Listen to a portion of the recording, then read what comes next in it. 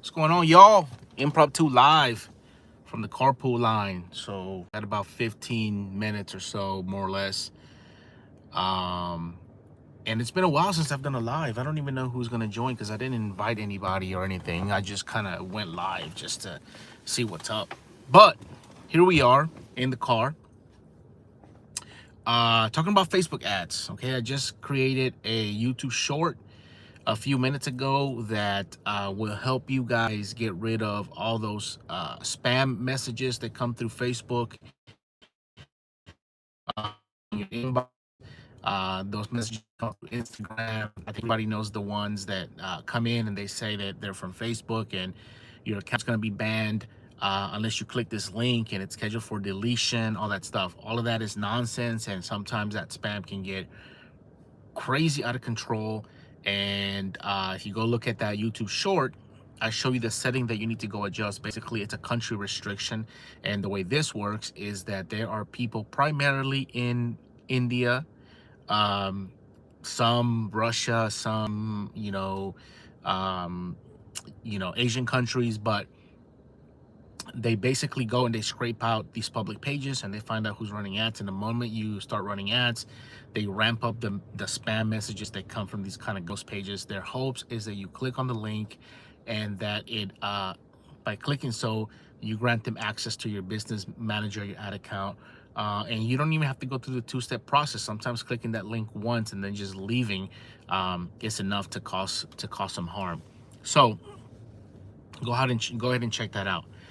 The other thing is Facebook ads. Okay, I know that there is a lot of noise, especially around all this, Facebook AI stuff, and that Facebook wants 300 plus creatives, that kind of thing. The reality is that creatives on Facebook, you don't need 300, 400 creatives on Facebook, especially if you're marketing local businesses, which is what we're talking about, which is what we primarily focus on, is local home service businesses or just anybody local, really. You don't need to have that. In fact, many of those local businesses don't even have a budget that can support creatives like that. It's perfectly fine, and we see great results when you're dealing with e-com brands, that kind of stuff. But when you're dealing with just a local home service person, you don't need that. The biggest thing that I'm seeing even ramp up since like this whole AI stuff started taking place, that's working even better, is building trust and building authenticity through people. I still think that it's wild to me that if you own a business, whether you're a plumber, you're an electrician, you're a painter, general contractors,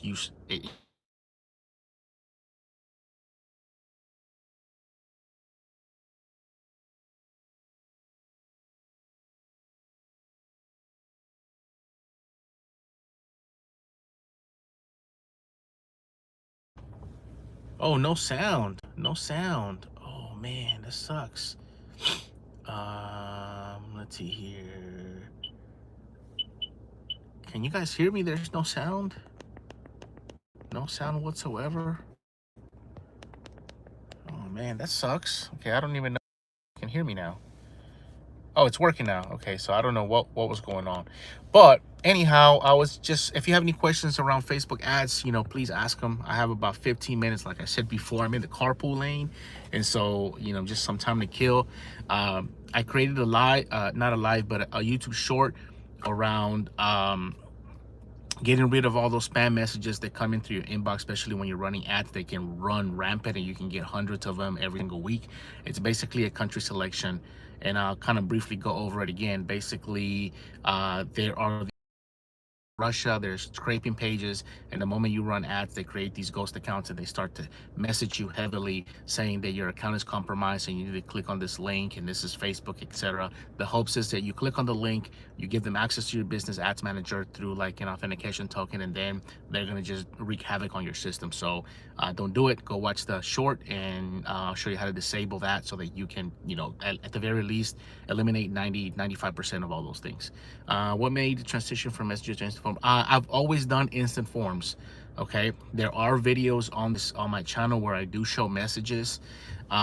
but I've always done instant forms, like always since the beginning. I do show messages in here because sometimes there are people who do not have any sort of automations and are not like, I mean, they don't even check their email or anything like that. And you need to be able to get to leads in time. With instant forms, if you have the automation, it's going to be a trifecta. Basically, you're going to get to the lead in time. You're going to get to pre-qualify them, and get more information up front. Where instant forms allows you to just basically have a conversation with somebody in the DMs really quick, address them, and have a human interaction with them. However, you're not going to be able to like pre-qualify them, or ask so many questions in the DMs and on a messenger ad as you can on instant form. So they both still do work well, extremely well in many industries. When will you be updated? Look, the course is up to date. um the course is up to date. Okay. The only thing with the course is that there was an update that I did. Dang. All kinds of crazy stuff is happening. There was an update that I did to the workshop, and that was around that was around CBO, and that was around all the automated stuff, Advantage Plus, that Facebook wants you to create and how to change that.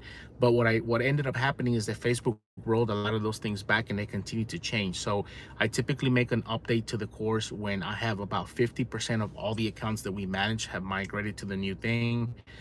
In this case, I've only got about 10% so far that are rolling out Advantage Plus. All the others are still classic, but everything in there right now is up to date.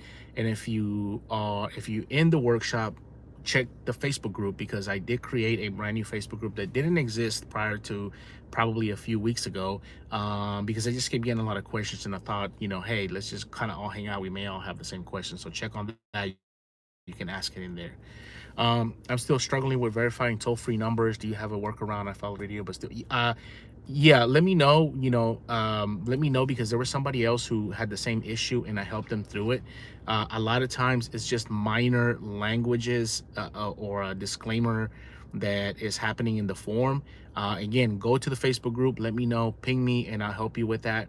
I have a whole process on verifying toll-free numbers that's fairly straightforward. And sometimes if you just shoot me a loom of what you've got set up, or what you've submitted, I can identify it really quick and help you get through it.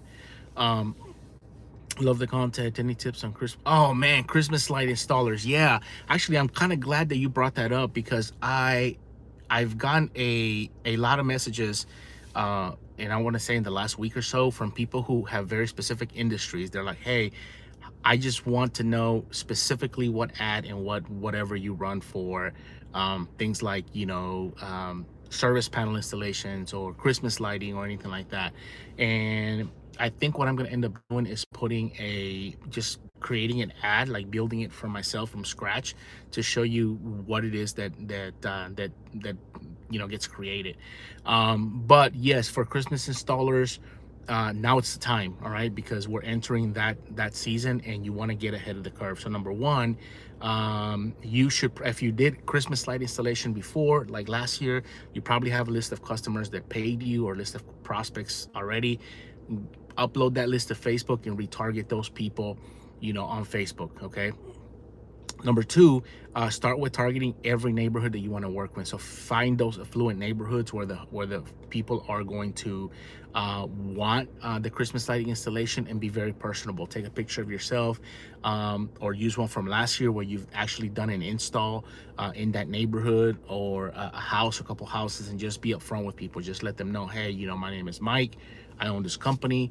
I have, we're starting to set up, Christmas lighting, and we want to get you ahead of the curve before, the busy season comes in. And if you have a legitimate deal for them for signing up early with you, then go ahead and mention that and reel them in, and then just contact them. So it's pretty straightforward stuff, just like I teach in my workshop.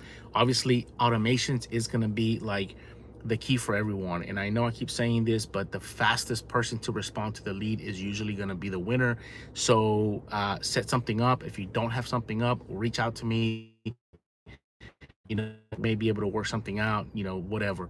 What is your foot in the door for local businesses, I was thinking of AI receptionist.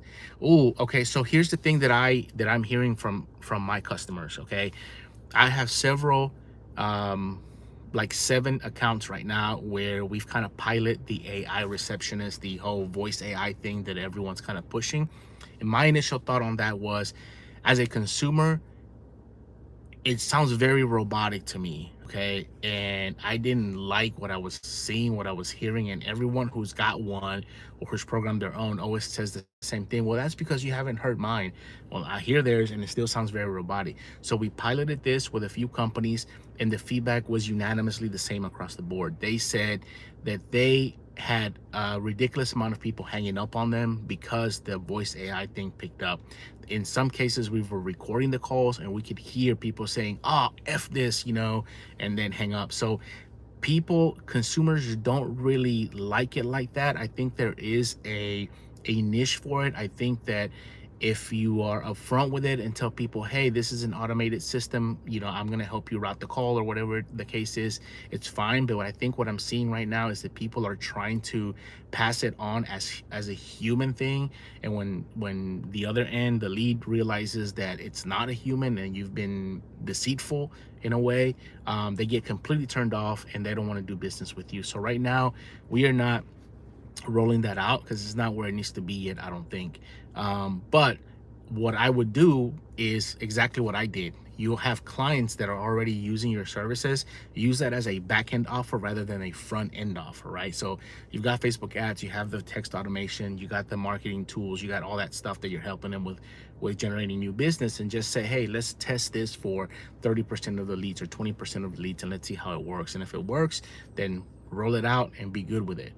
um, how much do you charge your clients? So we have a price range, we have a scale, and we charge between $750 to about $2,000 per month for management of the Facebook ads, setting up high level, all that stuff. And again, it is industry specific, and it really depends on the type of business and the amount of work that we got to get done.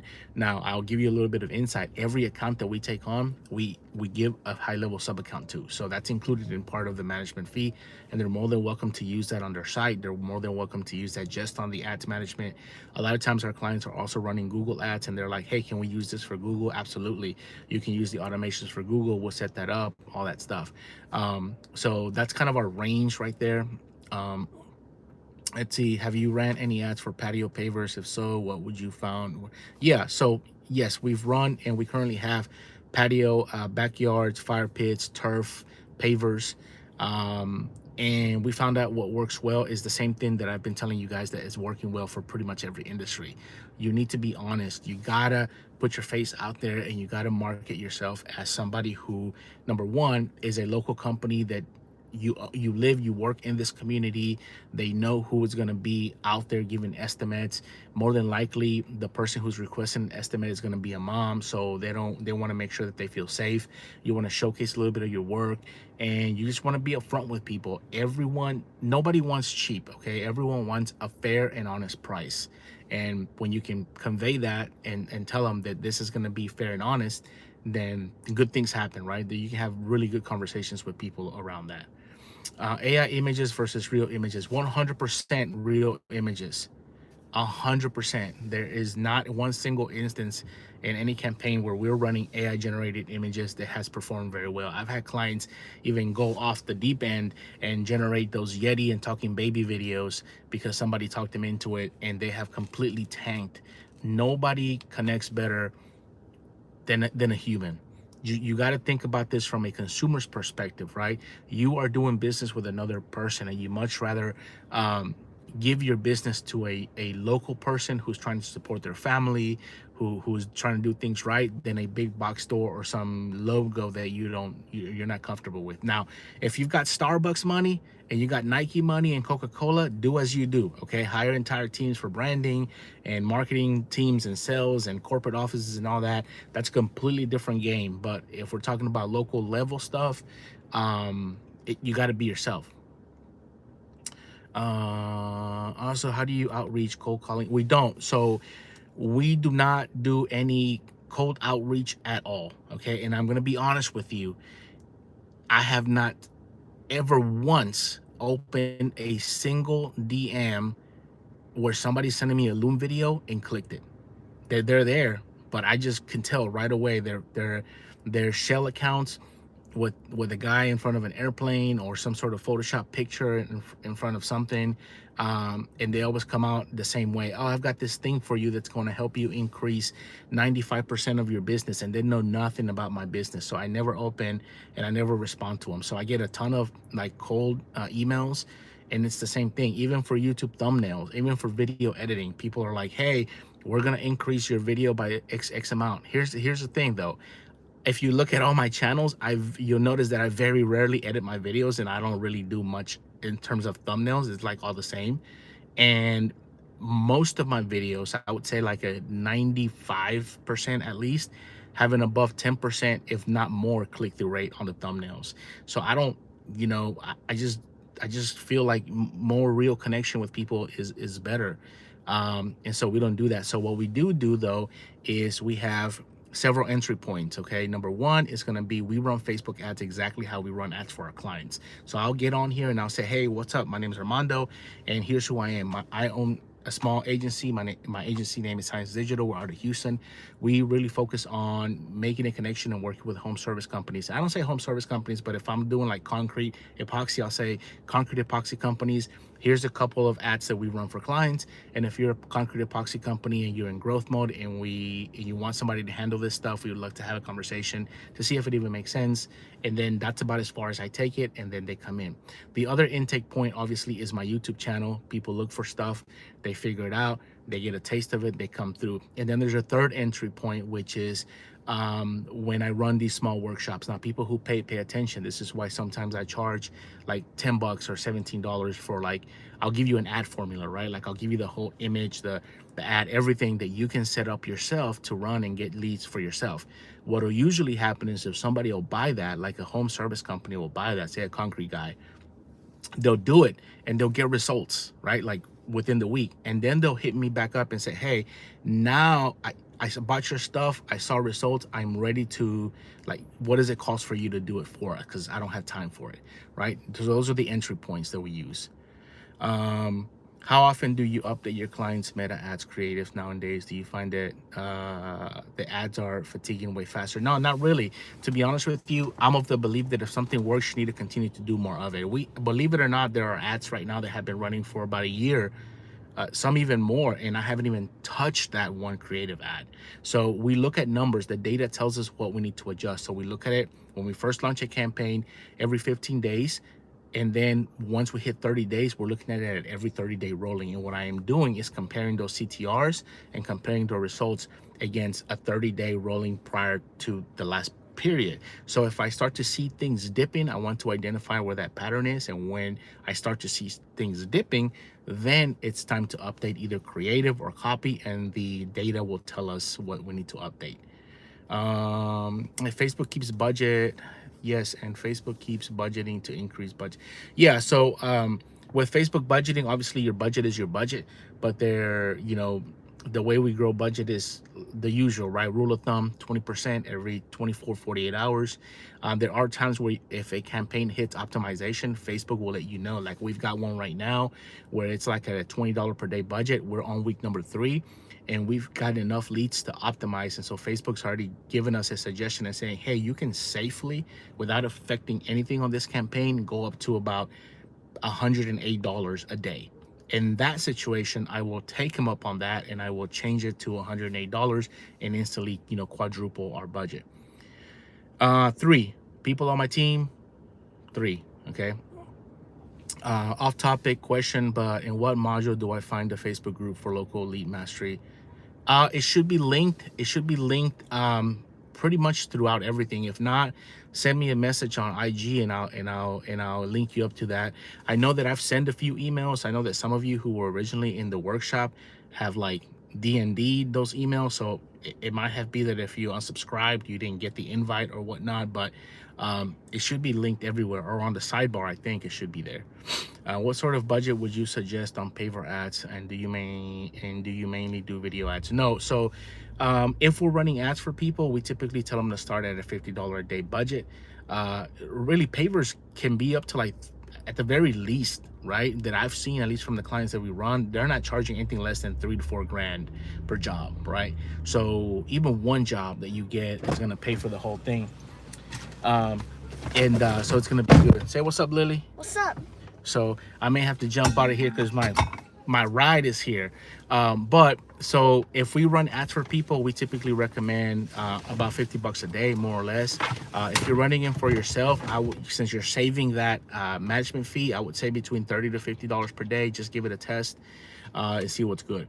Online workshops, in or in person. It's online workshops. It's online workshops that I do because I have chosen not to just do like, the in-person stuff, although the in-person stuff does work very well. So if you can find yourself like a BNI, as I say, what's up, Lily? Oh, hi. So if you can find yourself like a BNI or a group that you can go to, or even like industry specific stuff, there are meetups right now where people are meeting for like painting contractors, for like roofers, for like whatever in your local area. Or you may even want to host one and invite those people over and teach them some stuff. They work very great because the connection is going to be there, and that's the most important part. So anywho, I think I try to cover as much of everyone who was here. If you guys have any questions, leave them in the comments. I'll try to get to them. I'm pretty good at responding to comments unless they're just kind of nonsense. And we'll see you guys on the next one. How do I end the live, Lily? Right there.